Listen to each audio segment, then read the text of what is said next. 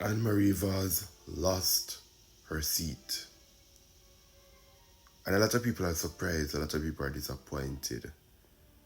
But I'm not sure why are you guys disappointed. Well, I understand why you're disappointed, but I'm not sure why you're surprised.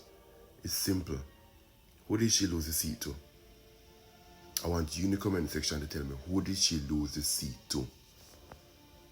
And when I tell me who she lost the seat to, I want you in the comment section to tell me who endorsed that individual. Yes. So it should not be surprising. I think a lot of Jamaicans forgot the sway Vybz Kartel has on the Jamaican people. So Miss Vaz could have she could have bring down heaven and put it on earth and put it in Portland. She could have take out all of the fish them out of the sea and serve it on the people them table at night time.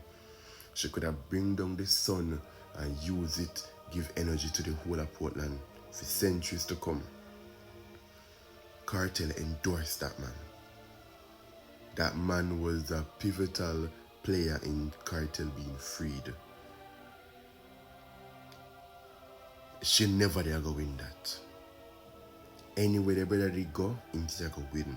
Because again, people, I don't know how Jamaica love Kartel, but at the same time, undersell Kartel. People, Kartel have sway. I may not be the biggest Gaza fan or the biggest Kartel endorser, because I have my problems with that brother. But hey, what I do on my page here is be fair and talk the truth as I see it.